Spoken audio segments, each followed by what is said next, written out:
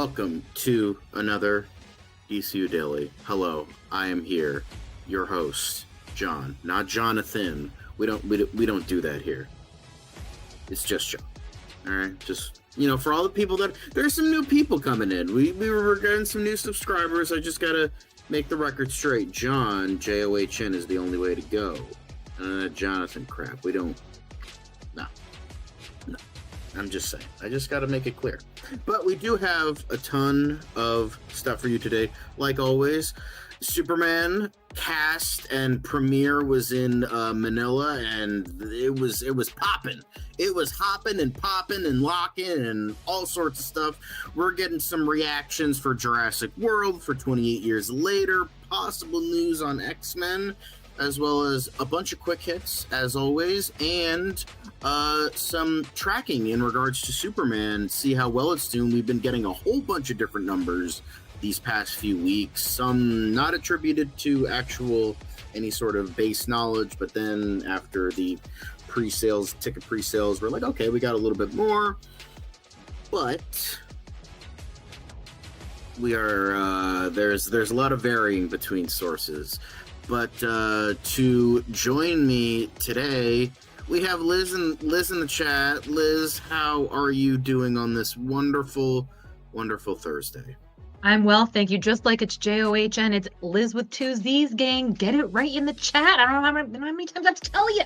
Anyway, but I love y'all. Love y'all. Happy to see everybody. Happy to be here. Yeah. Awesome. Woo! Great. We have a whole bunch of news, so let's get that nice Knuff intro coming in, letting you all know how Knuff you are. So let's get that news intro roll. It doesn't seem to matter what I do. I'm always number two. All right, Mr. I need to paint my abs on to get nominated. You don't see Robert Downey doing that. You're kidding. You're kidding. I can't open the envelope without the... Warner Brothers is heading back into the Matrix with a new movie in the works. Wonder what other surprises are in store. I want to be Bruce Wayne. I like that. You're gonna love me. There's the shot right there. That. Okay, we don't need to see chorus. Right there. You look ridiculous. Well, not no more, he don't. What, dude? I can barely understand you. Your accent's insane. What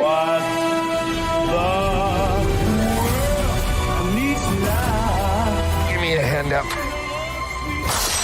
Nope, I'm actually okay. Thank you very much. Oh, wow. Wow.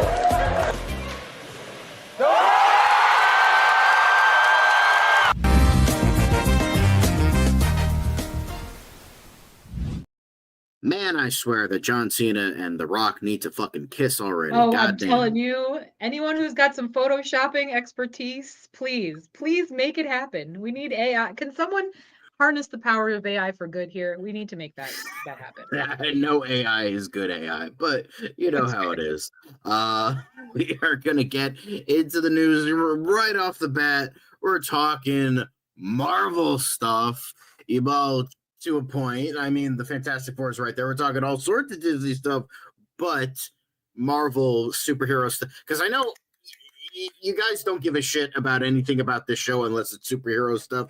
Dan hasn't seemed to get that yet, but we're trying our best to like mingle each and other. He tries to give us world news. We're not worldly people. Yeah, he gives us sports stuff. We're all nerds here. We don't care about that. We love you, Dan, but we got to make this work. But yeah. But we were talking about Cine Europe a day or two ago in regards to the Superman 30 minutes footage. But, Disney is also coming in hot today or yesterday, whatever. I forget if this was just after the fact or a day after the fact, but Disney's rocking it. They are teasing a whole bunch of projects, mainly sequels. But it was nice to see that since, Avatar falls under Disney now because it was a Fox property, James Cameron had a nice touching tribute to John Landa, who passed away recently, and he was his producing partner for years on all of the Avatar films so far.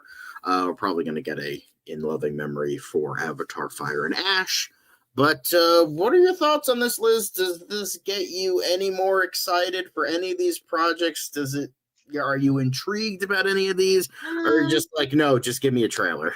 Like I mean, always. Just yeah, give me yeah. a I mean, trailer. you know me. I need a trailer for sure. But like, I'm aware of the majority of these already. We have seen trailers for some of them already, so it's really nothing. I mean, unless I was there to see stuff firsthand, no, it really doesn't mean a Right. whole lot to me at this point. But in terms of all of these right here, are you because I mean, obviously we've talked a lot about Fantastic Four. That's the big, Yeah. I mean, that's the I next mean, Marvel I project. I Are you love Devil Wears excited for Prada. Toy Story 5, Tron, Devil I Wears mean, Prada? I love Devil Wears Prada. I've always been curious when they were talking about doing a sequel because I'm like, well, it was based off a book, and I don't believe there was a second book, There was a second book actually but that from followed the same characters and everything. it did. I think it was like Okay. 10 years later, and it followed Anne Hathaway's character. Like she was like getting married or something. I Okay. did Well, look then this that's up. all I right. think Yeah. that's what it was about. I don't know the Yeah, because name of that's it, what I but I was think always there was a curious about. I'm like, how are they bringing them all back together? Like, it doesn't make sense to me. But okay, that's fine then. I'm excited for Tron. I know a lot of people are not happy about it. They don't like Jared Leto. They don't, I they're mean, not who likes interested. But Jared Leto? I mean, I like his band. They make good songs. I've seen him in concert. Um, but yeah, so Devil Wears Prada, I'm excited for. Tron, I'm excited for. Toy Story 5, I'm over it. I'm gonna be honest. I'll see it. I'll probably cry. I'll probably love it, but I'm over it already. Like, just stop. Just stop with like the gang broke up. They done went their separate ways. What No are we more doing? Angelina Clignet. None of that.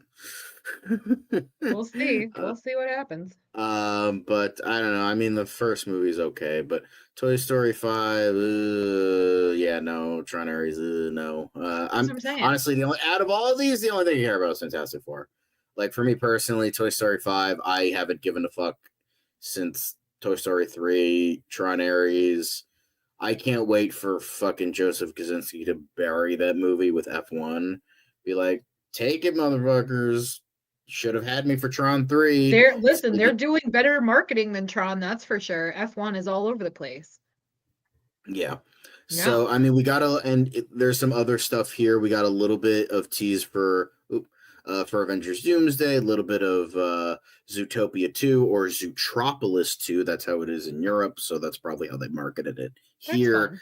And so, they're showing off the Roses, which is under Searchlight. Then there's, obviously Mandalorian and Grogu, the probably single worst Star Wars title since Phantom Menace or Attack of the Clones. So, Predator Badlands and Devil Wears Prada. And so it was just like a whole bunch of just like, hey, just a little bit of everything. Devil Wears Prada is getting ready to shoot, and just a whole bunch of pumping up stuff. And honestly, this sounds interesting. Your boy Sam Raimi currently in production on a survival horror thriller, Send Help. I think I did hear about that. Stranded on an island, after a plane crash. So, just a whole bunch of everything, whole little bunch of everything. But this isn't what you guys want to see. You don't want to see Disney at Cine Europe. You don't care about this.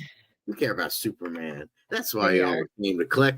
That's why y'all came to click. And yes, thank you. Since Caleb is not here, Marco has to take the slack of the honka Jared Leto isms. Thank you. Also, hello, right, dude. Nice to see you with the AI Studio Ghibli avatar. Lovely. Destroying the environment with that one. Kidding. Anyway, but Is he though? The first stop on the whole world tour, just first, this was like kind of like a pregame kind of thing of hey, we're here, we're excited to be here, this is amazing, blah blah blah.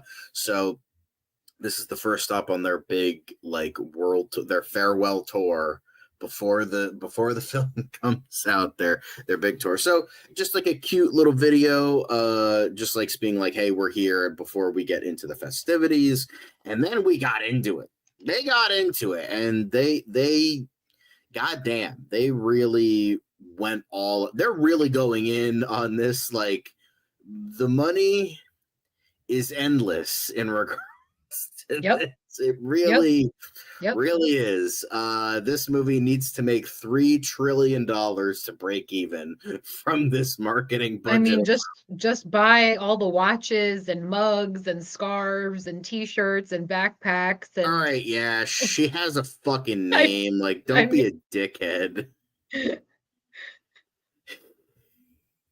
Anyway, but yeah, showing off a couple of these pictures here. I had to mute all of my messages. But showing off, James Gunn with that very serious face. You know what, Dan? Because I know Dan is watching. I know you're watching, sir. Yeah, you we need creep. to use this face as like, and his body for like a thumbnail of like whenever there's scooper news of like people hawking bullshit. Because that's James Gunn's no bullshit face. He's just like so serious. He's like, what the fuck did Jeff Snyder say again? What did Daniel RPK say this week? What shit do I got to get on my Twitter to fucking denounce now? That's the face that is giving.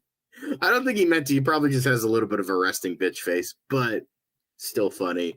Good to see the crowd here. And look at this friggin' statue. This is awesome. I am loving this. I love like the modern, I wonder, is it inflatable? I want to know what the heck it's made of. That's ridiculous. We are going to be getting into that. Yeah. Okay, it's Pokemon. Fucking, you're still destroying the environment, right, dude? Anyway, also, hi, Man of Steel Magnolias. Lovely to see you.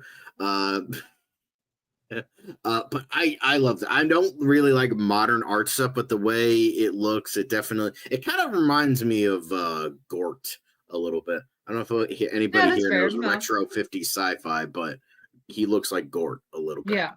But you got the whole cast down there and some fans and all that. So, really just showing off. Peter Castillo being like James Gunn in the house. So yeah, awesome. And then they were this this is just really, this is like the net worth of like 5 third world countries just strung together just for this entire thing. But definitely showing off here. Again, this is another really good no bullshit face. James Gunn is giving us a lot of future thumbnail material to work with here, so we appreciate it, James. Rocking the like brown mustard suit there, David. Alrighty then. Rachel Brosnahan always looking great, and just really showing off, looking up, of course. Gotta add that in there, but awesome stuff. Is this getting you pumped, Liz? Is this getting you pumped? No. I was already pumped. I still believe strongly in my bones that worldwide this movie is going to make a bill. I strongly, and I will die on that hill. So I don't need any of this. I don't need any of this glitz and glamour and marketing and money. And I mean, good for them. I'm glad they're having a great time, but just let me see the film already. We are going to get into that a little bit. So more fireworks display, and then fucking people going fucking like, goddamn, like when this man did Pearl like 3 years ago, he couldn't have imagined this. Like, sweet, they got their Funko Pops, they got their posters, they got like, yeah, this dude over here with his Action Comics replica, just like a whole. But I don't know how he is so calm. God bless him. I think that's just how he is as a person. Like, with all the interviews we've seen him, he just keeps his cool. And plus, I also think like James Gunn probably talked to him about this. He's like, yeah, and plus he's an actor. He's like used to like high chaos environments because that's how film sets kind of are.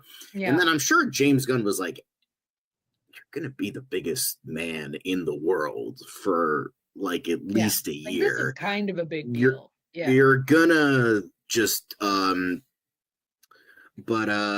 yeah, it's just insane. But like, I feel like there was prep work in regards to this. But I think he's also he's as the internet would say, he's a pretty chill guy. Guy. But going in, of course, Lois Lane herself also getting love. This dude's suit fucking looking great. That is a damn good fan suit right there. But yeah, Lois Lane also signing the autographs. Hell yeah. James Gunn of thanking the Manila fans, even though he's getting way too much headway, even though he's the director of the damn movie and head of the damn studio. No, he's getting too much from this guy. So, and just like a whole bunch.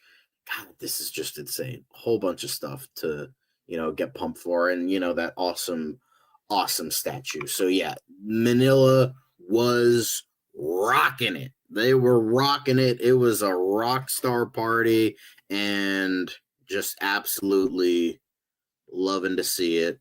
And they did and people have been tweeting that they did see the I don't know if we're going to be getting into it later. I think we are, but we are going to be talking about how people have been tweeting that they did see the first 30 minutes at Manila, not just Cine Europe, but at Manila they did see. So it seems like these world stops are going to be getting an extra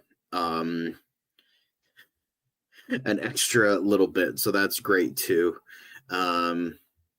Stephen Ortega asking the same thing.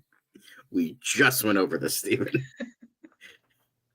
We are going to be getting we are going to be getting into that. Dan loves his clickbait, so yeah, we had to sorry to do that, but we're going to be getting into it. But next thing, for the super Jurassic month of July of 2025, apparently the first reactions are coming in following the UK premiere, and so people have been like kind of saying that it's actually doing a pretty good job. Like there were a couple negative reviews here and there, but a lot of people are saying Gareth Edwards did a great job with it. It was a lot of fun. It had that Jurassic Park / world feel. Felt like the original trilogy, kind of just going over all of the proper talking points you would see from early stuff. It's like, oh, it brings back the scares, it brings back this, brings back that. Callbacks, nostalgia, all that kind of stuff. But yeah, and then the proper silliness of Jurassic. It's a roaring triumph. All right, calm down. It's Jurassic World. It's not fucking Godfather. Like, calm down. I don't know. Apparently it is. I'm motivated to rewatch Jurassic Park 3 to see if I owe it an apology. You don't. It's terrible. And then you got this guy. Well, Jurassic World Rebirth is a movie. It has that going for it.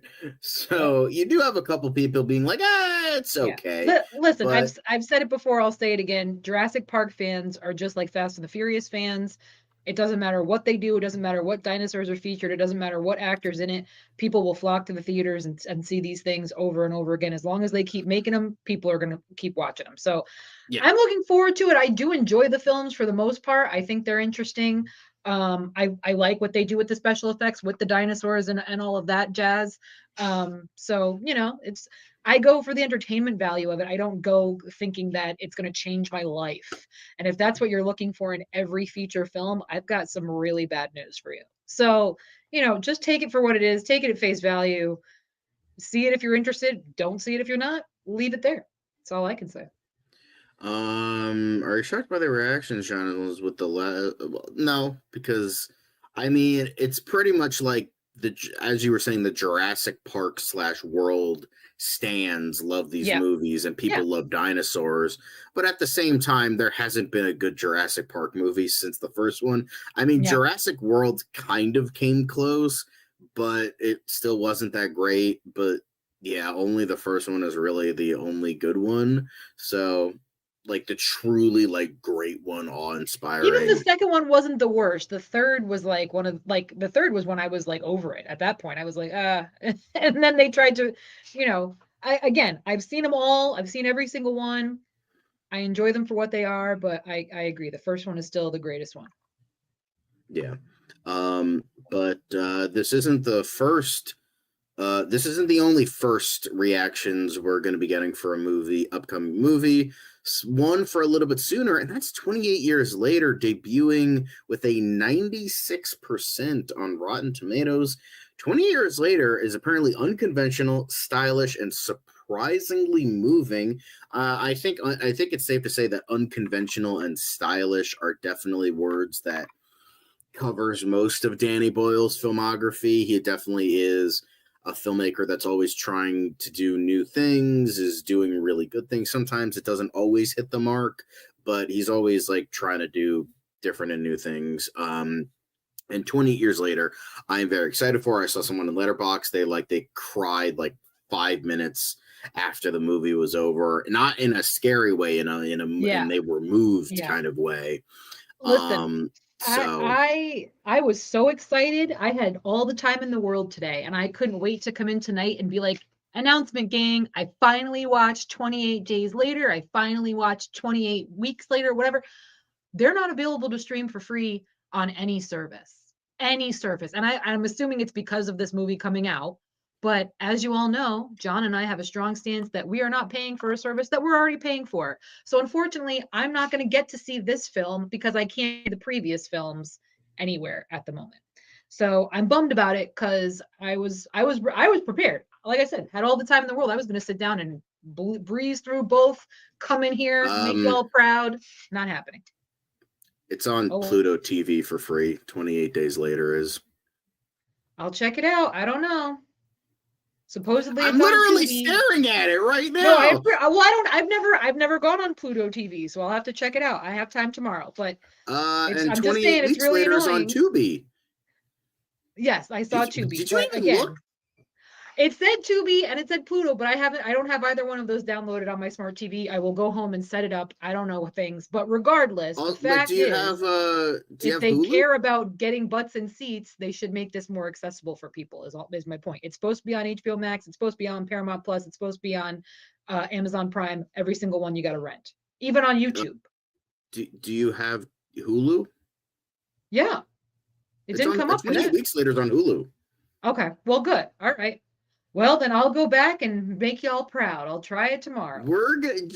I mean, there's no pressure. I mean, we're not going to be reviewing it until like whenever you're free next week. So it's like I know, but again, I want to get caught up. This is the whole thing. There's this is the problem, gang. There's too many options. There's so many options. I didn't even know I had extra options. For goodness sakes, this is the problem. Usually, on Google, like.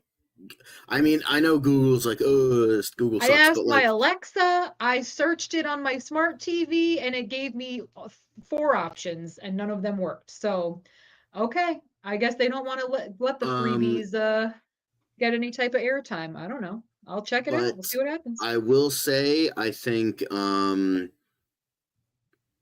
in terms of 28 years later, hearing nothing but great things. Yeah. Absolutely just wrecking it in terms of critics.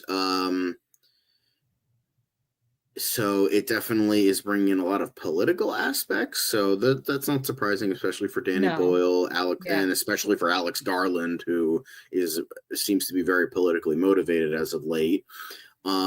It's flirting with folk horror. He makes the Islanders a little better than the Infected, inviting comparisons with the Wicker Man as they carouse in the community center while a faded portrait of Her Majesty the Queen looks down. So it's definitely deeper and more political than one would think.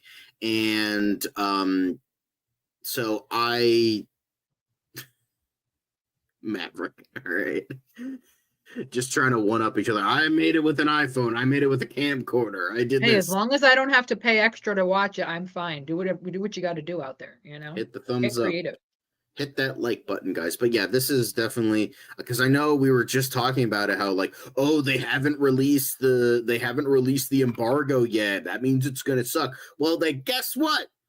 A day before they release the embargo and it's dominating. So we'll see if this actually makes money. Who knows? I mean, it is a franchise, but it's a franchise that's been dormant for the past nearly 20 years.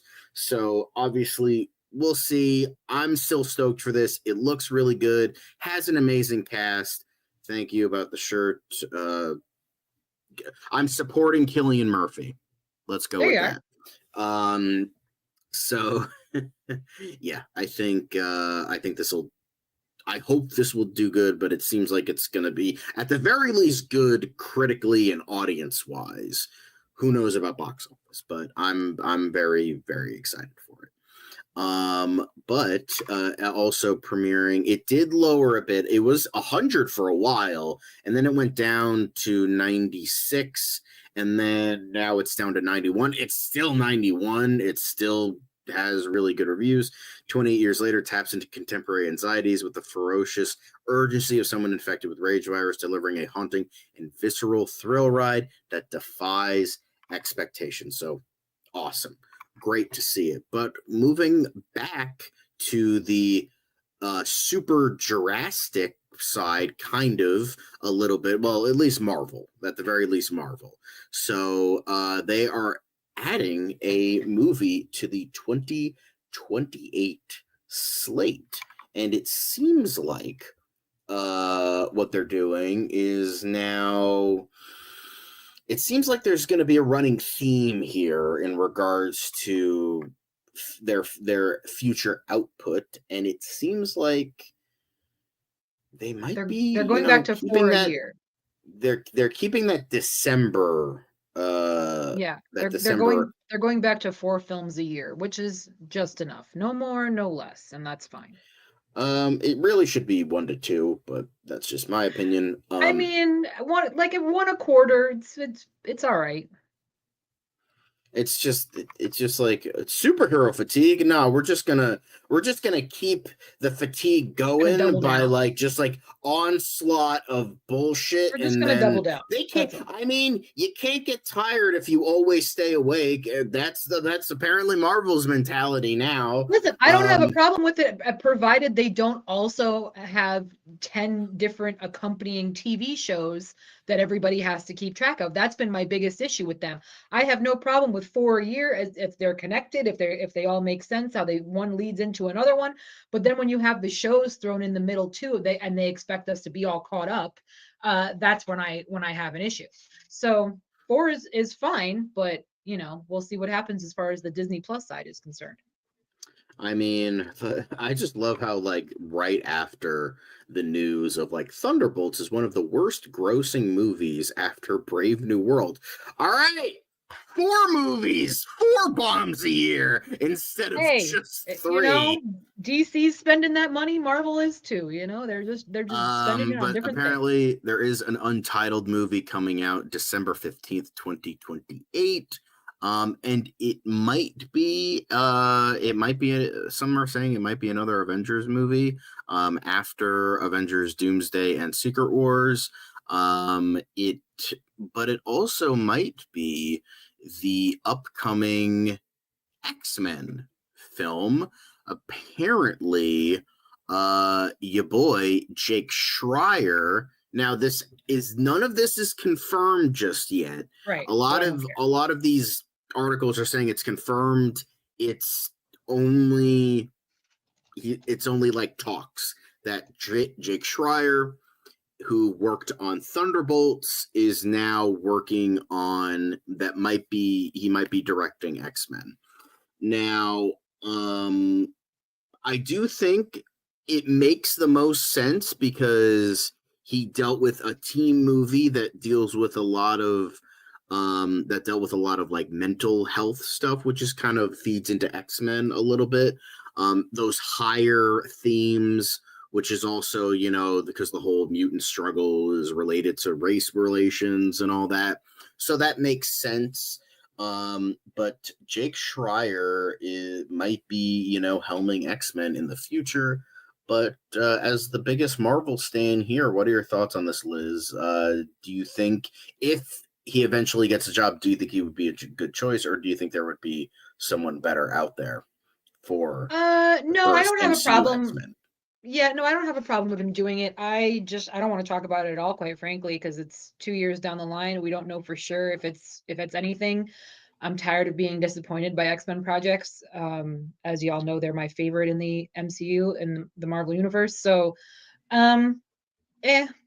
I'm not getting excited one way or the other about it. So we're just gonna wait and see.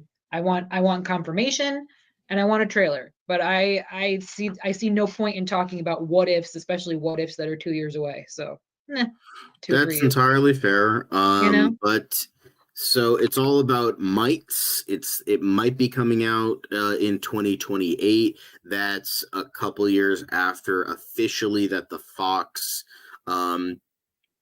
rights lap, because I think there was like some rights issue where they couldn't use new characters for X-Men, new actors for X-Men, because it was like a rights thing like before 2025.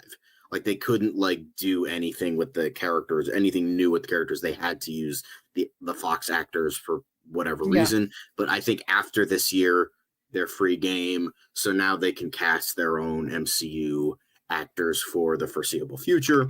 So so it might be so we might get Jake Schreier to do it. We might be getting that in December. Again, none of this is confirmed but again, a lot of these are clickbait. They got to say, oh, he's locked down. He's not locked down. This is just rumor mill. This is just maybe talking about it. But I feel like, considering Thunderbolts came out to a lot of acclaim, considering it feels like that would be the right direction to go for the future for this franchise. But that's it for the news. However, we got to get into the quick hits, guys. We got to get into. Let's get that Bossa Nova elevator music.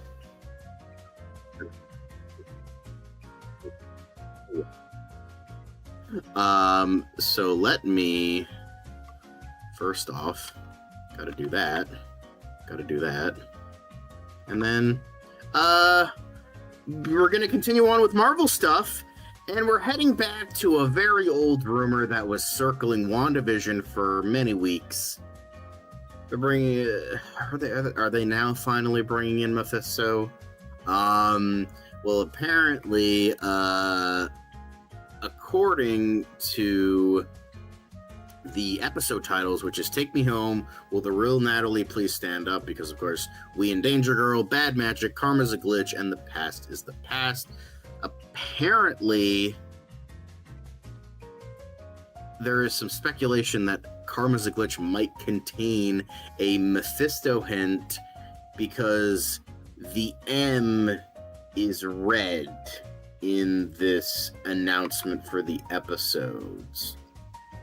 What are your thoughts on this, Liz? Okay. I have no patience for this crap. I really don't. Like, I really don't. It could be Magneto. It could, I don't know. Cool. Yeah. I mean, if it's a new character, great. That's great. You guys know I'm a fan. That's great. I look for the more the merrier as far as I'm concerned. I don't think it's the best, but it's definitely up there. Yeah, I'm not going Based to. Maverick. I'm not going to speculate. But yeah, all right. But apparently, going on to the next thing first before Coppola dropped, that Megalopolis is still circulating. Apparently, throughout July and August, he's going across America to showcase his, most ambitious film that he's ever done, and talking about how he's going to be talking about the film. There's going to be interactive discussion, a Q&A led by him, and showcasing how Megalopolis was intended to be seen on a big screen with a crowd, with more information from the director himself. Thoughts on this? I think that's pretty cool. I thought of you right away when I saw this because I know how much you enjoyed the film. I think I would enjoy something like that. It's always nice when you can kind of hear from the director themselves, like what their goal was, what they were going for. I didn't leave the movie feeling the same way that you did about it, but I also didn't hate the thing. It was certainly one hell of an undertaking. So I think it'd be kind of neat to sit back and hear Francis' thoughts on it, for sure. Yeah, I mean, that's always a nice thing to see is, director's thoughts. But yeah, awesome, great.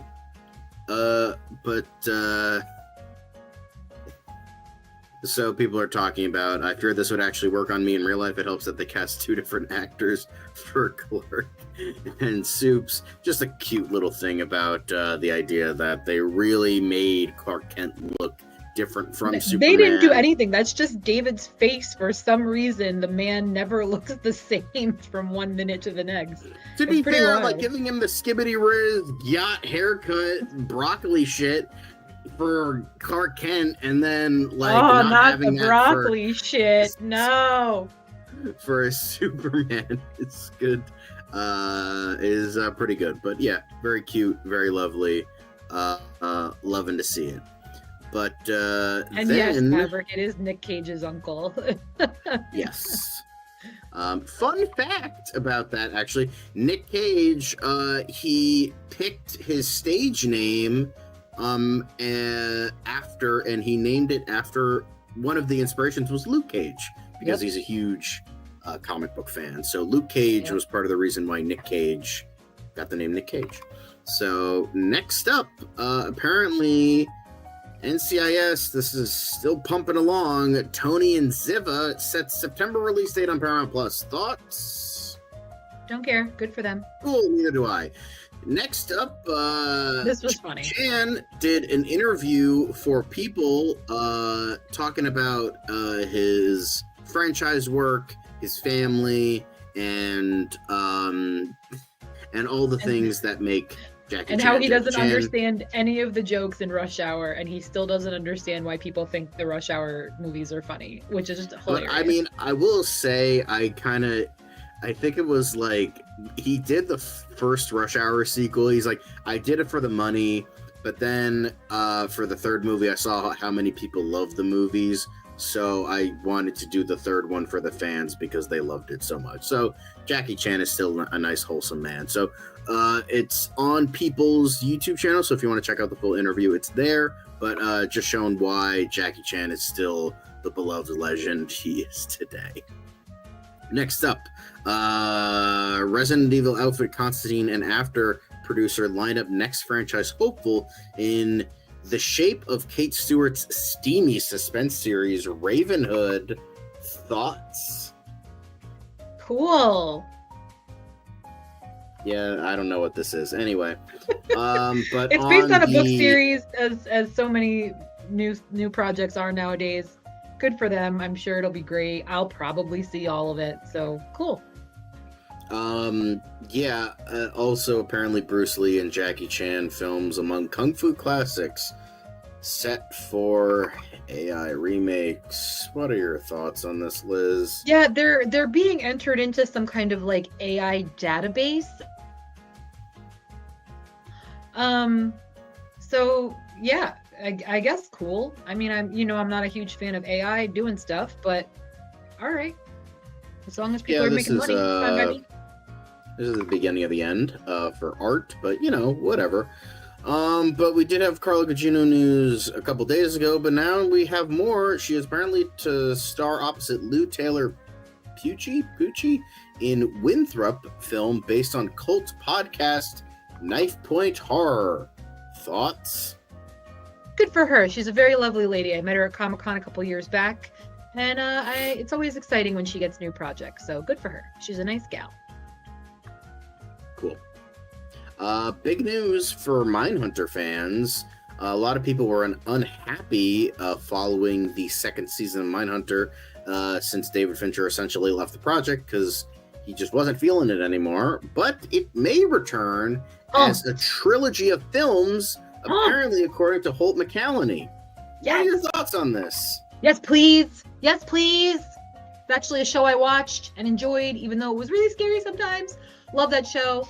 Please do things. Please give us some closure, because they left fans very, very upset. They did some incredible things. They had some really incredible actors, unbelievable writing, and makeup and hair people that transformed these folks into these serial killers.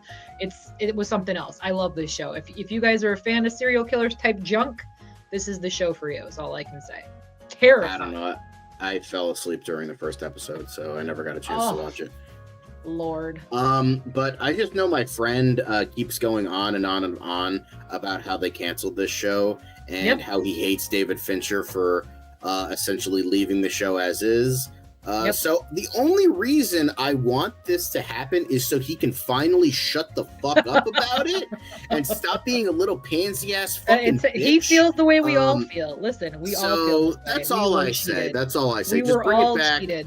so my boy can finally shut the fuck up about Mindhunter getting canceled. Like, if David Fincher isn't feeling it, then he can fucking leave. Why? He's David fucking Fincher. He can do whatever the fuck he wants. All right? Not helpful. Not a helpful attitude, John. It's not a helpful attitude. I don't care. Like, would if David Fincher was like, I really don't want to do this anymore, and then he delivered a season 3 that sucked, would you be like, well, now this show is tainted, but he stayed on because we got a 3rd season? Would you prefer no season 3 or a season 3 that sucked because David Fincher was forced to stay on it because y'all wouldn't shut the fuck up about it? I'm just saying. You got 2 great seasons and possibly now 3 great movies instead of, David Fincher staying on for another 5 seasons and then it all sucking and then the show is terrible now. I'm just saying, guys. I'm just saying. Anyway, let's move on. Apparently, gross, Mindy Kaling producing Hanukkah Carries On movie lands Deli Boys director Fawzia Mirza. Thoughts on this? Listen, I know a lot of people get the ick when it comes to Mindy Kaling. I love her writing. I like almost every project she's been a part of, so I'm looking forward to this myself. I understand people's feelings about her, but I'm pumped for it. And I did watch almost all of Deli Boys. I dig that show too, so it's gonna be cool. I'm really excited. Cool. Next up, Dragon's Lair, James Bobbin in talks to direct video game adaptation for Ryan Reynolds and Netflix. What are your thoughts on this? Again, I mean, it's cool that Ryan Reynolds is a fan of things, but very much like Henry Cavill, I feel like he's only setting himself up for disappointment one way or the other when you take on projects like this. But hey, if it comes out cool, if the video game fans like it, great. I was excited for this initially because it was initially a Kickstarter by Don Bluth, who did the animation for this, and that was very exciting. And like he was coming back into it. A lot of people wanted to see a Dragon's Lair adaptation, and it was him at the helm. I don't know if he was directing it or just animating it or just kind of producing it, but I was really excited. Now I'm not, because it's going to be for Netflix and it's going to be produced by Ryan Reynolds. So this is probably going to suck now. Awesome. Speaking of sucky things, the Saw franchise. Apparently Blum has now finally bought the rights to the Saw franchise with now James Wan at the helm once again. What are your thoughts on this? I know you don't like Blum. I love Blum. Blum lived in Connecticut, went to school in Connecticut for a time, so hometown hero in my opinion. I think good for him. Good for him. Keep making that money, Jason. No. But yeah. I don't really care. I mean, I like the first movie, but that's about it. Anyway, final thing. Florence Pugh revealed that a fake scene was filmed for Thunderbolts just to keep the new title under wraps. She said, we shot a version where she was like, the new Thunderbolts, and then we took all of the background actors out and shot Julia's line, which was kind of cool. Thoughts on this? I mean, I think it's a smart move. It's good. We have historically, speculation because of leaks and things of that nature. So it's not the worst idea to do something like that. By the way, I have my Thunderbolts Wheaties movie poster being framed as we speak. It's very exciting. Can't wait to put that on my wall. I can't wait for you to show that on the show. And I will. But yeah, I think it's a smart move. I think more films should do stuff like that, especially when they're so worried about security and leaks and people speculating on the interwebs. So why not do it? Fake some folks out. I love it. Yeah. But unfortunately, guys, and it gives you more content for the DVD extras too. So go ahead. That is it for Quick Hits. I know. Sorry. But we'll be all right. Now we have to get into more exciting things. We are actually going to be getting into movie of the week, kind of, sort of, a little bit. But we are going to be talking. Well, I mean, the first movie that we're going to be talking about, Dan already talked about it for a little bit. But now Liz is going to be talking about it Because Dan's a man and I'm a lady. So let's get into Liz's thoughts on the Materialists. The Materialists. I'm going to be perfectly honest. I was not excited for this movie at all. I was just kind of like, meh, I'll go see it, whatever. Especially because I knew exactly how it was going to end. Spoiler alert. And I was disappointed because it ended exactly how I knew it was going to end. Once again, women are told they should just settle for love, which is fine. It's okay. I get it. But at the same time, like, Dakota Johnson and Chris Evans' characters broke up for a reason at one point. Them coming back and just kind of like accepting that he has no money and has to rely on her, and like it's just another one like Shrek and like Princess and the Frog, like just downgrade for love. I don't know, call me a skeptic, it's annoying. But it was a cute movie. The writing was really great. The writing was actually phenomenal. So it's fine. She makes more money than him. She's going to be his sugar mama pretty much until the day they die. You know what? Why not, sister? Make that bag. It's 2025. But at the same time, it cracks me up because I'm thinking to myself, when you guys first broke up, you were making more money than him and you weren't okay with it then, but now you're okay with it. It's a whole, I'm telling you, I'm having feelings. And all the women in that theater after the fact all kind of had the same feelings. Like, oh, we're just going to forget the millionaire that's willing to make all of your dreams come true at the drop of a hat. No problem. Stick with the guy that can't. A millionaire that looks like this. I mean, but no, go back to the guy that you fought with over money all the time. And that's the reason you broke up. And he's still exactly where he was when you broke up.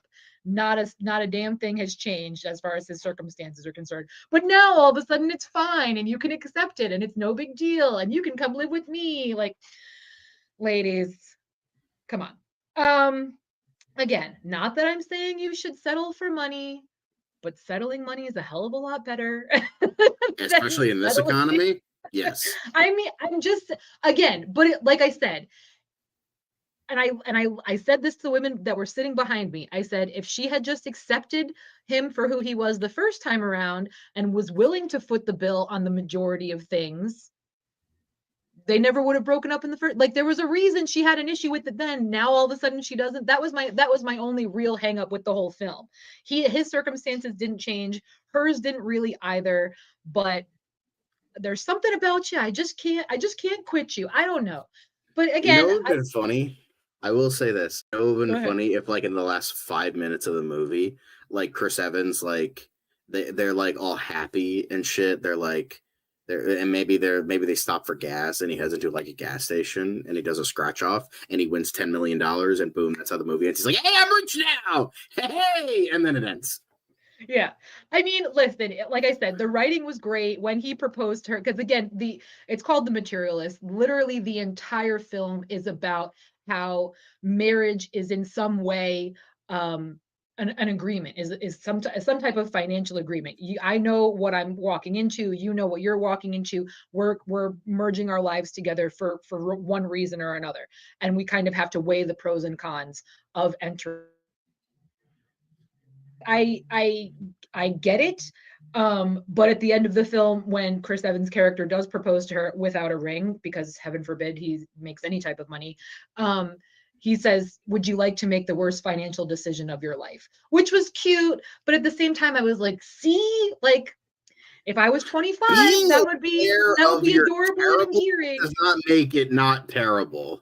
I'm saying, like, again, if I was 25, if these characters were in their 20s, not their mid 40s, like, this is where I'm having the issue here. Like, you're in a very different place in life to be making certain types of decisions, is all I'm saying. And again, call me a cynic, call me whatever you want. Maybe I've been single and independent for too long. I'm just saying, like, if you enter into a relationship with the goal of paying bills for someone else, it's probably not a great start. That's just how I feel. But again, it's Hollywood telling women they should settle. And because it's a hot guy, who's What? just. And Pedro Pascal isn't? But I'm I'm just saying, saying. he's a millionaire. Look at this. Come on. Look at that image right there. I know. Like, you threw this. Here's the thing. Like, was Pedro Pascal an asshole? Was he, like, actually a good man? No, there was nothing. There was quite literally nothing wrong with him, and she tells him as much. And there's this entire thing because, again, she's a matchmaker, right? So as one of her clients calls her a pimp, essentially. She is a pimp for hire. And she goes back and forth with Pedro, trying to convince Pedro that she's not good enough for him. And the whole thing is, every time they talk to somebody about what they want in a relationship, every single woman, at least in the film, says, we want to feel valued. So when she's having this conversation with Pedro, he stops her and he goes, I'm trying to tell you, you are valuable. You do mean something. You do deserve X, Y, and Z, blah, blah, blah. So no, at no point was he disappointing. At no point it's not did like he let her down. Towards the end of the movie, he like fucking kicks a dog or something, and she's like, okay, I gotta leave this for or he's been, sleeping with everyone on the block. No, and she says that to him flat out. On paper, you're a perfect 10. They call him a unicorn because he's got everything. Height is also a very big factor. I don't know if Dan mentioned that in his movie review, but the height is the number one thing that comes up with every single person, man and female. So we talk about it all the time on the show. There's a reason. It's a big part of life and what people want, apparently. But again, I enjoyed it, but I was disappointed because it ended exactly the way I predicted it would. Like every other rom-com. Well, but again, as a single female, I'm sick and tired of Hollywood telling me to settle. That's all I'm gonna say. So there we go. But again, I thought the writing was superior. It was a really, really well written film. So, it was better than I expected. But like I said, just disappointing because whenever it ends the way I know it's going to end, that's kind of a bummer. So, but apparently this is one of the cases where the critics like it a little bit more than the audience. Has an 82%, but the audience is at a nice, perfect 69. Because the thing is too, there really was no controversy within the three core actors. There was controversy with one of Dakota Johnson's clients, but it really didn't affect this love triangle or whatever you want to call it one way or the other. It really didn't play a role in any of that. So I think that was kind of the issue too. Like, she had to make an okay decision or a slightly better okay decision. You know what I mean? Like, so there really wasn't anything, spectacular going on here. Right. But again, I thought the writing was good. I did enjoy it. If you like, chick flicks, check it out. But that's not the only movie we're going to be talking about.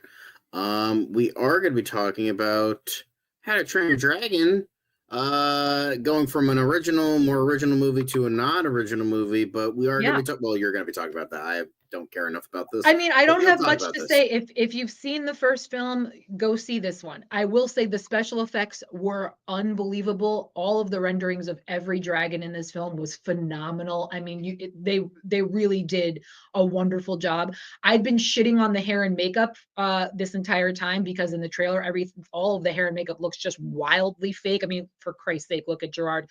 But once you kind of get into the rhythm of the film and stuff, it's okay. It doesn't seem like as goofy as it seems the first couple scenes there, but it was a good time. It's the classic film that we all know and love. And I mean, again, look at Toothless. He is just a darling, and I wish I owned him, and he's so precious, and I love him so much. They did a great job with it, and I'm glad I got to see it. So if you like this film, check out the live action version. If not, go back and watch the animated, because they're both just so goddamn good. I can't be mad about it. Nice. But yeah, it's got a 98% on Rotten Tomatoes. A lot of audiences love it, and then it's got a lower critic score, but that's par for the course because this was made like tailored for a certain audience. So yeah, but Yeah, and we didn't have it. We didn't have it on our list here, so John doesn't have anything to show you guys. But I also caught the Unholy Trinity, which features Samuel L. Jackson and oh my God, I'm drawing a blank. I apologize, but it's a classic Western gang. So if you're into Westerns, I highly recommend it. Again, John and I were talking. The woman who played Tom Hiddleston's wife in The Life of Chuck, she is also in this film as well. Oh, thank you, Pierce Brosnan. So and Tim Daly's in there for all of 5 seconds. But I really, really liked this film. speaking I of knew nothing Superman, about it. Yeah, I knew nothing about it. I just happened to see it on the list of films, and I was like, I recognize both of those gigantic actors. Why have I not heard of this film? So I checked it out, and it's really, really good. It's a great Western. So so I I think it's safe to say you don't agree with the critics on this one.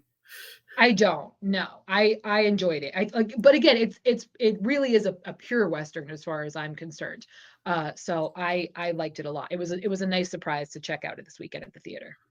Very nice, very nice. So I'll recommend on the Yeah, trinity of films you I saw. do. I sure do. Nice. Yeah. So go if you want something different, go watch Materialists. If you want something more period driven, watch Unholy Trinity. Or if you want the same old shit over and over again, watch How to Train Your Dragon. But a good time feel, you know? Sure. Get you in the Yeah. feels.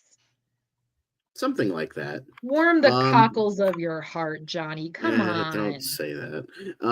But that's it for the news / quick hit / movie review part of the show. Don't worry, it's not going to be ending. We are going to be getting into DCU Daily soon, but thanks for watching this part of the show. Make sure to like, make sure to comment, make sure to subscribe, and click the notification bell. All in under an hour, by the way. So we're breezing through this shit.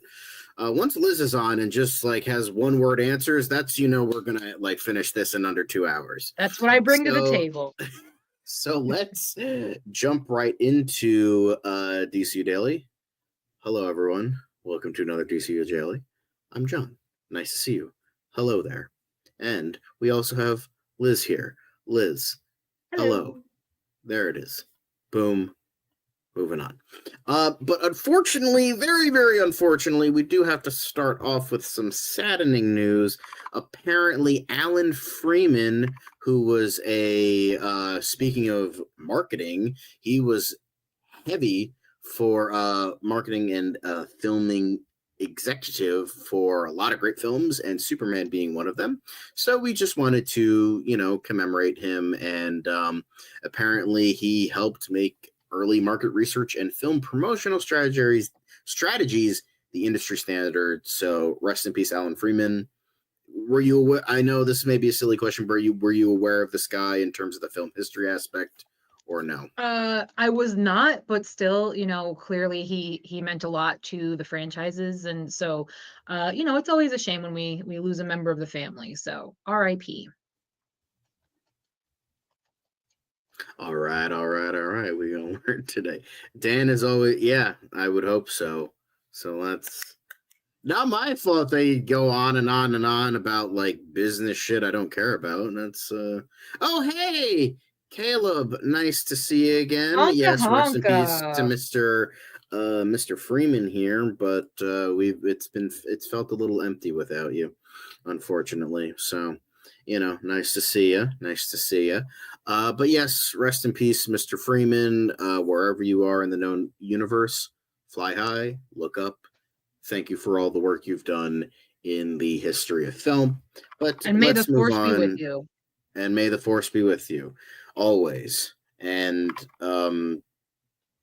insert Rain Man, Omen, and Dances with Wolves references here. Anyway. But next thing we have, apparently Christopher Nolan had a bit of sound advice for his friend David S. Goyer. Apparently Christopher Nolan told him, hey, don't work on the new Batman. Don't work on like BVS. Like that's probably a terrible idea because it's just confusing. We did like the greatest Batman trilogy of all time, greatest Batman movies of all time. Just stick with that, man. Well, he didn't listen, and we got one of the biggest critical bombs of DC history. So, oops. Next time, moral of the story, guys, listen to Sir Christopher Nolan. But what are your thoughts on this? Do you agree? At least, I mean, joking aside in terms of BVS and what David I do Goyer agree. I do agree. So just like kind of just stick with one, and you're like, you know what, you did Dark Knight, man. Just you can't. I mean, get where's the higher than loyalty? But yeah, no, I agree for sure. Just Dan catches strays in the chat. Yes, you are here, Caleb. He gets for You being are being a creeper on our show. Yes, of course. Of course. And remember, Caleb, only smooth brains hate the genius of David Ayer's Suicide Squad. Honka honka. So I mean, I kind of agree with this. It's just like he did, for the most part. I think he wrote Batman Begins, but then wrote aspects of Dark Knight and Dark Knight Rises. I don't think he fully wrote Dark Knight or Dark Knight Rises, but I think it was Batman Begins that he fully wrote the script for. He wrote story stuff for the other two.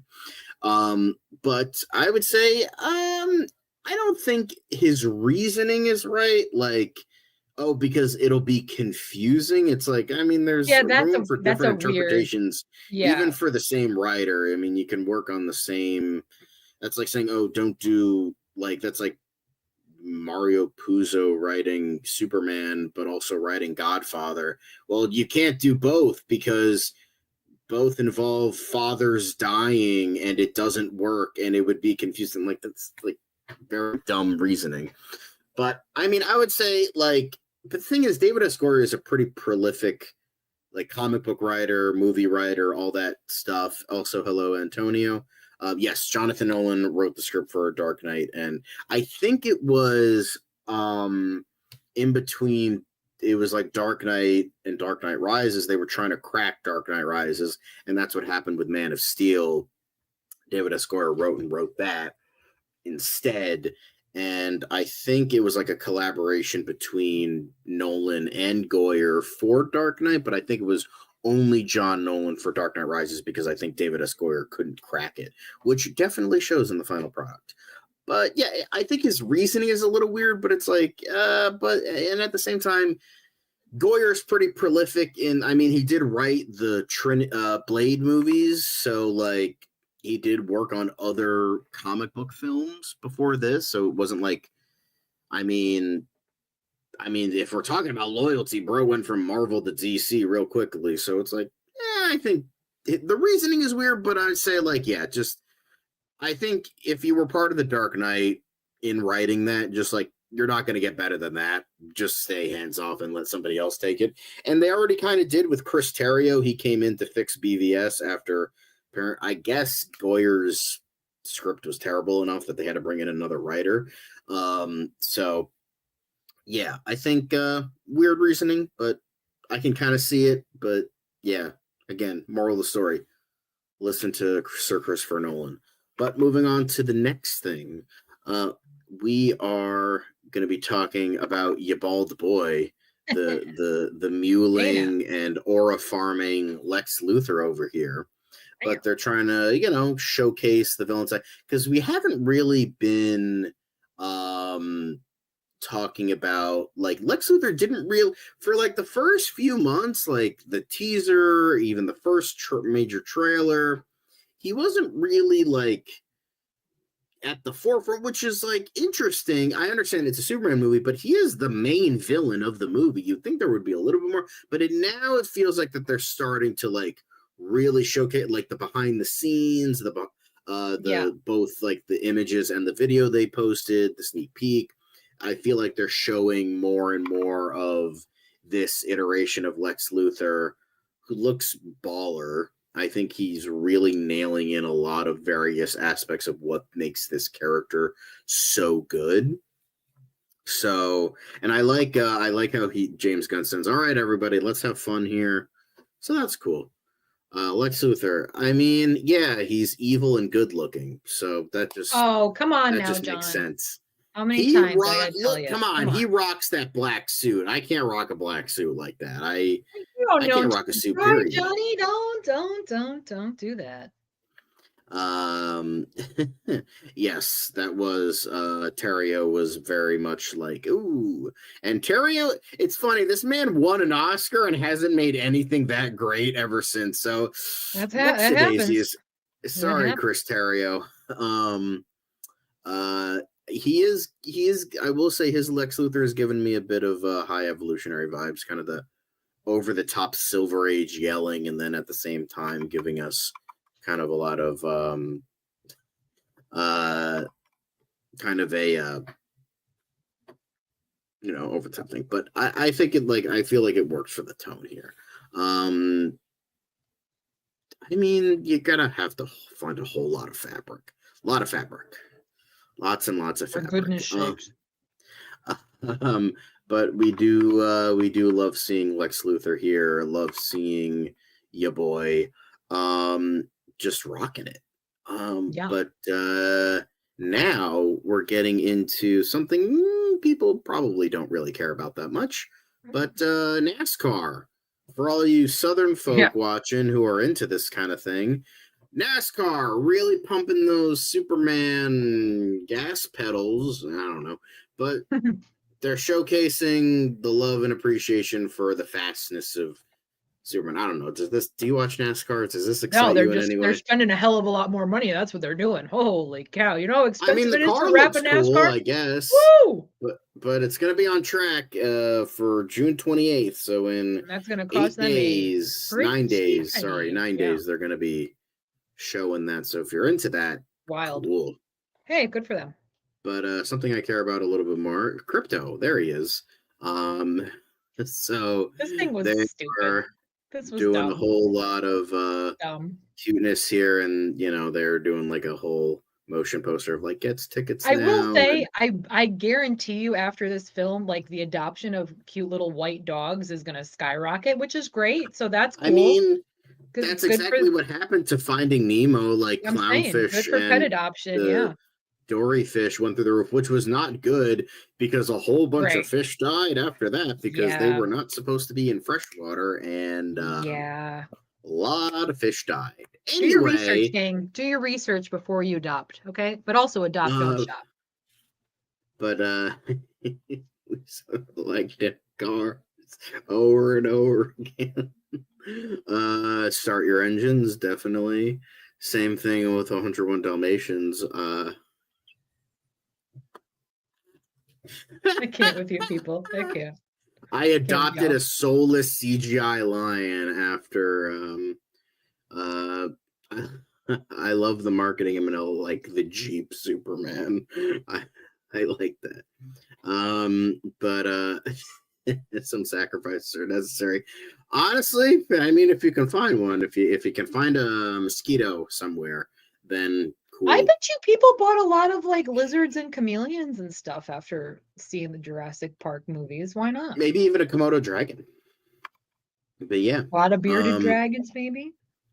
But but we have your boy Crypto telling you, hey, go get those tickets. Be a good boy like Crypto and get those Superman tickets. There he is. We already have ours. I have mine. I have mine twofold.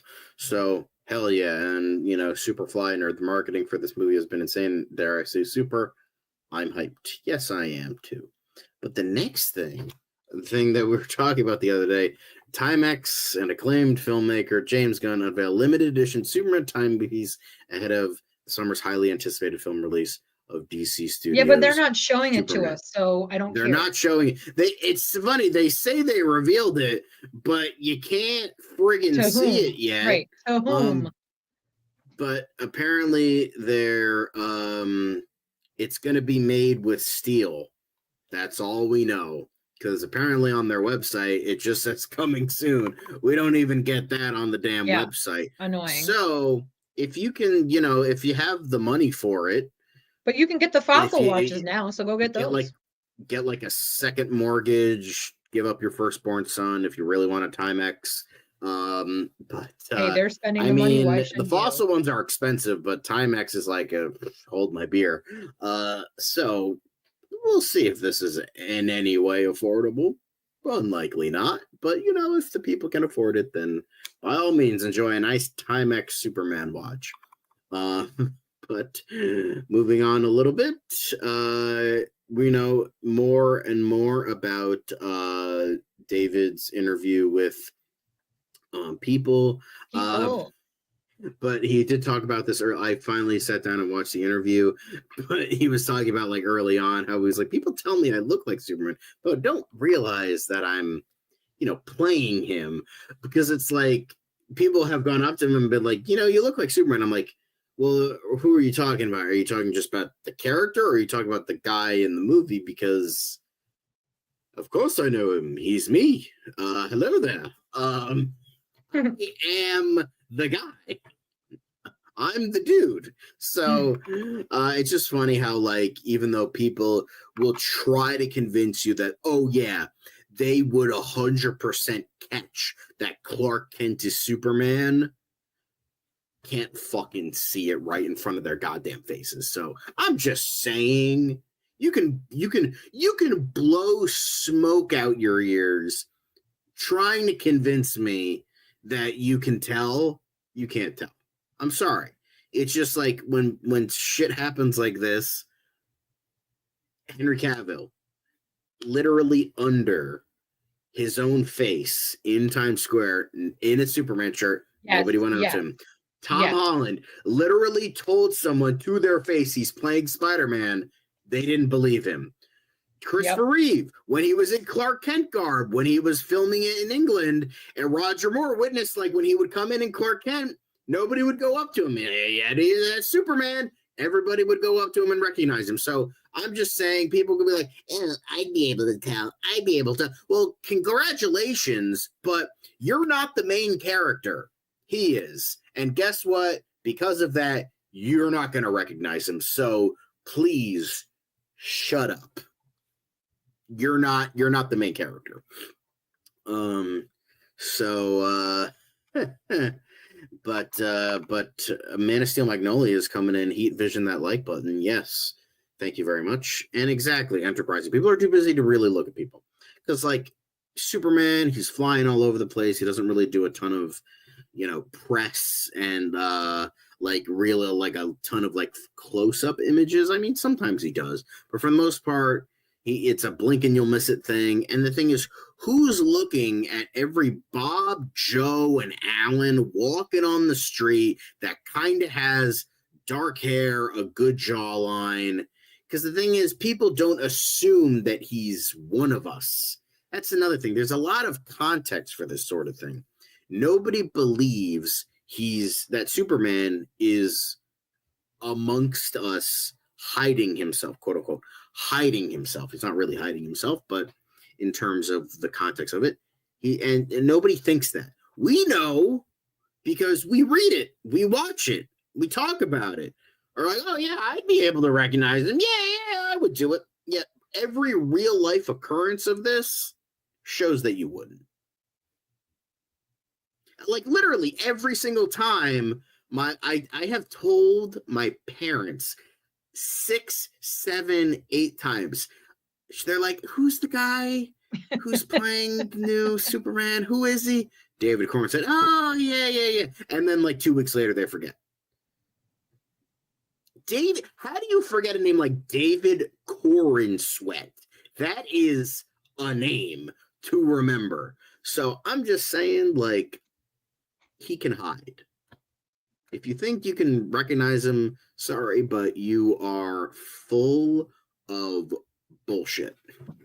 Anyway, but this was a very, very good interview, talking about how, you know, he was talking about his dad.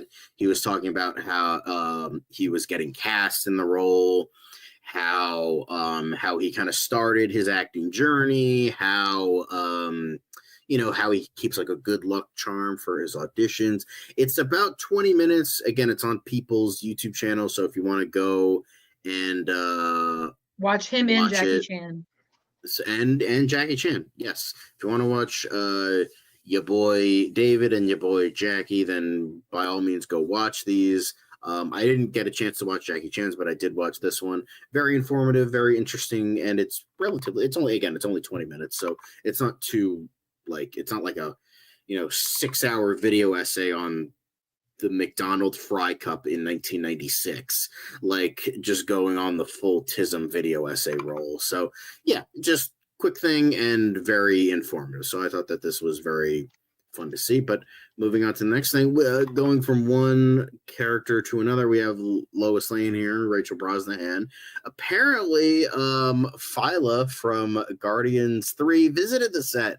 They visited the Superman set, and apparently they watched the 1966 Broadway Superman musical on YouTube together. Very cute, very lovely. They have a couple pictures here showing the dailies in a little bit. We see some concept art in the back there, so maybe some eagle-eyed viewers can discern maybe what scenes will be in the movie.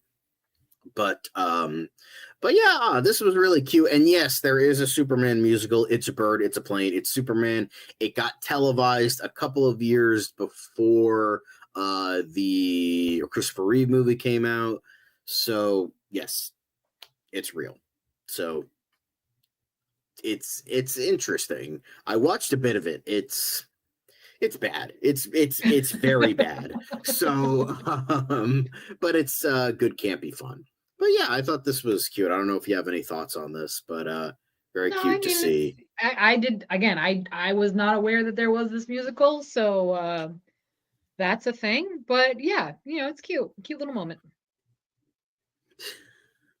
But moving on a bit, the biggest story that we have, a lot of different stuff that we are talking about in terms of the tracking for Superman. But apparently, the first one we're going to be talking about is Deadline. The tracking for this specifically is 90 to 125 million for the U.S. domestic opening. Well, a couple people were talking about the tracking in the comments since I mentioned that at the top of the show. So I think that this is definitely a more realistic number. We've been talking about tracking for the past week or two. I know that we were mentioning that a more realistic number I was talking about a more realistic number, how it's it would probably be more like 100 to 125 million in that range. So I believe this is probably the most accurate one, because the initial one I think was 125 to 145. I know box office projections aren't really your thing, Liz, but do you think this is a more manageable number, or do you think it's going to be I think this number makes sense. It's fair. I mean, someone had said in the comments a while back, I forget what film it was that they referenced, that they said it was predicted to make 90, and I think it made 135, something like that. So you just don't know until everybody's gone in and the weekend's over. So we'll see. I think that's a solid number. But like I said, with all the hype, with all the marketing, I know, again, as particularly the Asian markets are big fans of Superman. They're big fans of superhero films in general. Yeah. Worldwide, I'm still thinking it's going to hit a bill. I really do. I have faith in this film. I really do, especially once word of mouth starts getting out there, once the fans see it and can confirm what we all believe in our hearts, that it's going to be a great film. I think it'll really surprise a lot of people. I do. I think this is a good domestically. I think this is a really good opening, yeah, especially East Asian markets and the Indian markets both, because I know everyone forgets that Indians are technically Asian. So I think getting those really big markets definitely helps. Yeah. And it helps that they're going on this world tour that when America was lacking in the marketing very early on, before Summer of Superman really kicked off, they were really hitting those world markets. And I kept saying over and over again that I kept saying they're getting the worldwide market. Because not saying that it's going to fail here or something. People love Superman here. But I feel really tapping into the world, showcasing that it's Superman isn't just an American hero. He is a hero for the world. It's not just truth, justice, and the American way. It's the human way, or a better tomorrow. So they're trying to really grasp not like they really care, but they're really showcasing like the worldliness of Superman. I mean, seems to be the basis of a major plot point in the film. Like we saw the interview scene of like how he stopped a war from happening, not any political motivation that a lot of people think, because everything's politically motivated nowadays, but he's just like, I wanted to do good. I didn't want people to die. So that's what makes it like kind of interesting, that it's like they're going after the world market, because the plot point and Superman means more than just one country.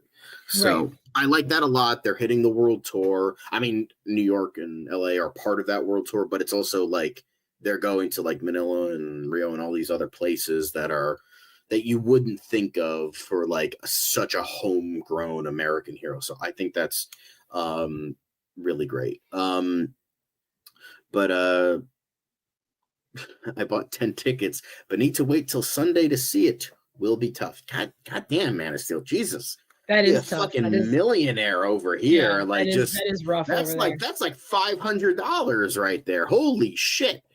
So yes. But Caleb, this is just for the as it says, the U.S. Open. Yeah. This is just the domestic opening. I can see it winning. I could see it getting, I don't know, probably, what would be a really good number? Like, I don't think it's like going to get like 800 million in fucking the opening weekend, but like No. all encompassing worldwide, I could see this getting like 400 to 500 million. That's probably a good number. But again, I'm still iffy on the whole thing.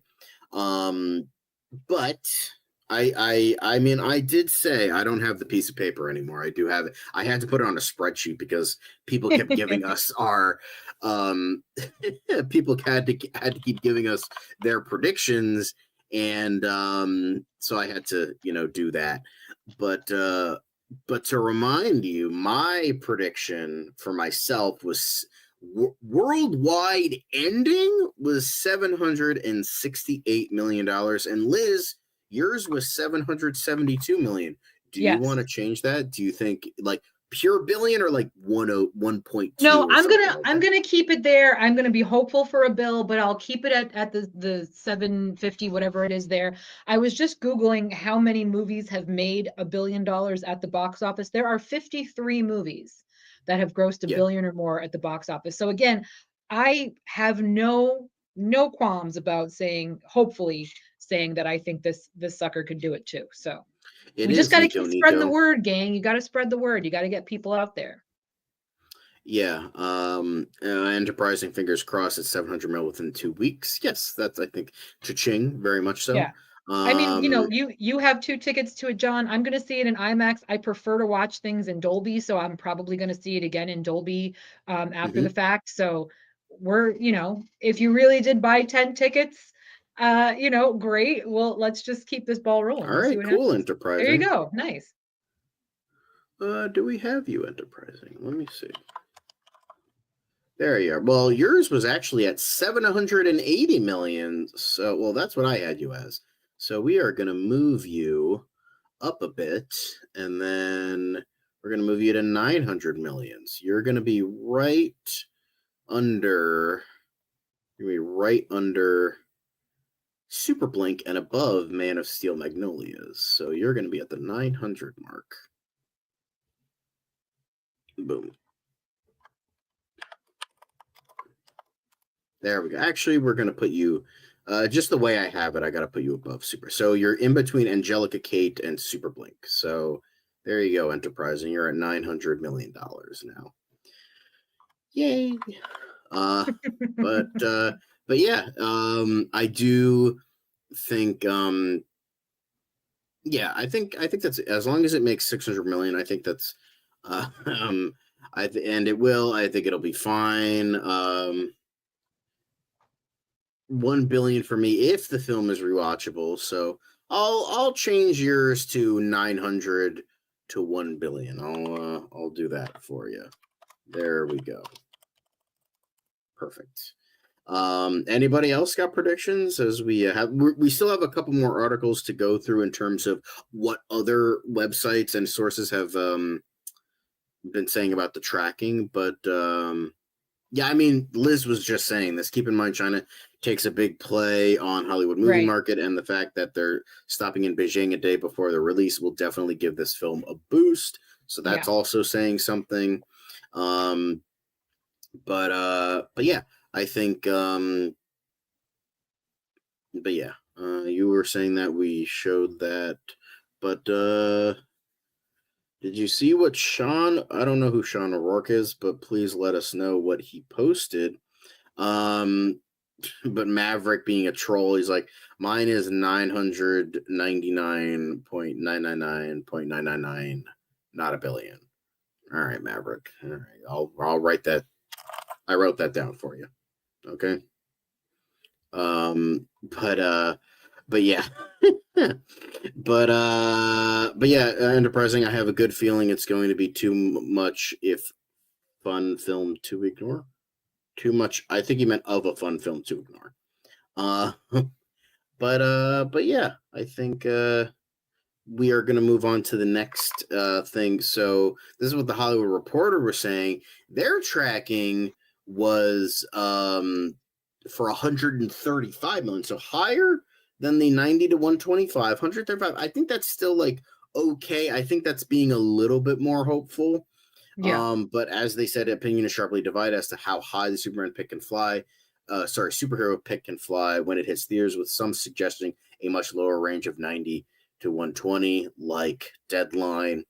So do you think this is good, like 135? I know that's less realistic than the 90 to 125. Thank you, Casey. 3 billion Zonobatars. I don't know what that means. But yeah, I think that's a little bit more hopeful. I don't think it's totally out of the question or anything like that, but I do believe that we are. Again, this is more hopeful, but I think it's gonna. Here's the thing. I don't want to get my hopes up for it. I'm with Lizz. I want to be more hopeful that this will eventually get there. That I hope that this gets $250 million domestic opening. Like that's the big hope. But I'm not going to hold my breath. I would say like 100 to 125 is like realistic, while 135 to 145, which is what the tracking was like before all these more official reports, is more of the hopeful one. And then you have the super like mainly impossible one. Okay. Thanks for that. Good to know. It's exactly. The reception is going to help. The word of mouth is going to help. The marketing can only do so much. It'll get butts in seats, but if it's good, the butts will stay in those seats. You know, and return to those seats. But Man of Steel making only 125 is definitely the more realistic number. 135, 145. I would say 135 to 155 is more the hopeful opening, but obviously we will have to wait and see. But moving on to the next and final thing, just a little bit more of looking up in Manila, but a little bit more of what people were saying. You have all the fans in the background. You have all the people looking up. You have, James Gunn and David Cornsweet and Rachel Brosnahan all doing their thing. We did see these before, but just showcasing a little bit more of these pictures and what this means to people. Everyone had their phones out. Look at all these hopeful Superman fans, and this is, awesome and great to see. Loving to see it. Sean O'Rourke is saying that 125 million opening is a flop. Okay, then let him do it. Okay. They did say that, yes, Nico, I did mention this before. They did screen 30 minutes of the movie, and a lot of people were tweeting about it, saying, oh, this looks great. This looks, I was so happy. I was so hopeless the entire day. And then I became really hopeful after watching it. I was so happy when I was watching it. But yeah, I think I would love to see more of these news stories, but I did see a couple tweets, but none of them were part of articles. So unfortunately I couldn't see more of those. But obviously, whatever is the case, I think this right here just shows people are stoked for it. People are excited. It's gonna be getting. Although I will say, this guy is this a statue or is this like a guy's prosthetics? Because if it's a guy's prosthetics, goddamn, woof, oof, goddamn.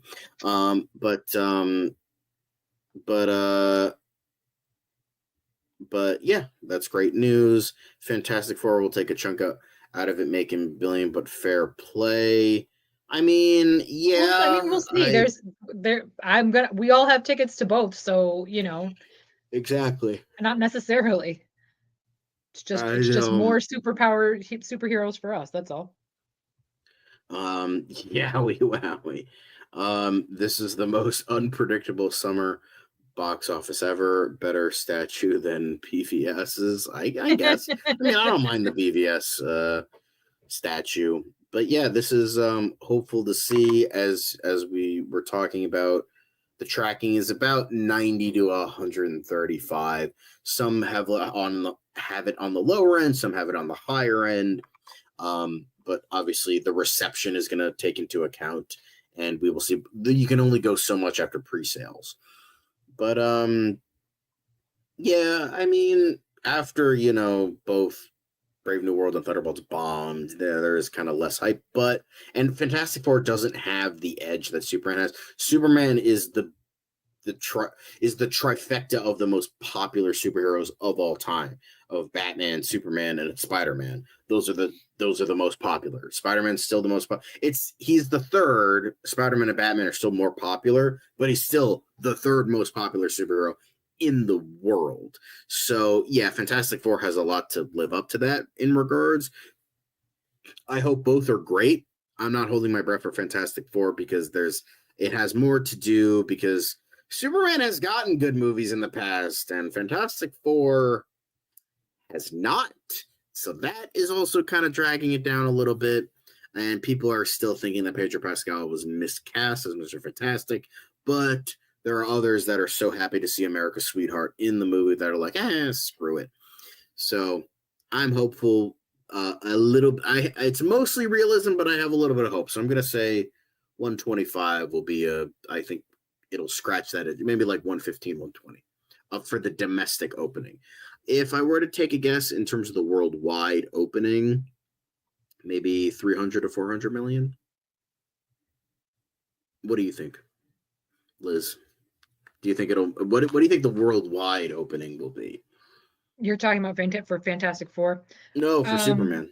For Superman, we didn't really go over that. The worldwide opening. Yeah, I would say that's fair. I would say that's a good number.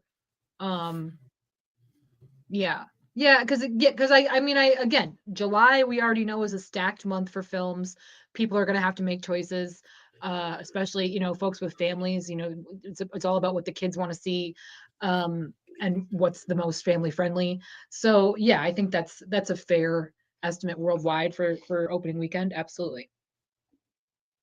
Yeah, well, I don't know about that, considering the only thing they hate more than the DCU is Marvel, so it's unlikely they'll go see Fantastic Just because Four. they talk a big game doesn't mean they're actually going to go out and back anything up that they've had to say. Just because they want it to fail doesn't mean they're putting their hard-earned dollars towards other films. So yeah, they're not have exactly a lot of these motherfuckers that are going to hate watch the movie and review bomb it, but they're not going to mobilize like they're the Swifties or something. Like they're very irrational people. So I'm not concerned.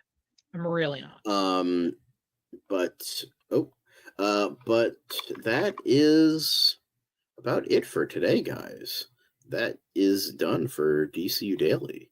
I know, but But thank y'all for watching. We had a pretty good show for you guys today. Less stuff than you would think, but we did have it. Like, we talked about tracking, we talked about some new stuff, more collabs, more this and that, and the other thing, Timex. We'll see if that watch costs like $10,000.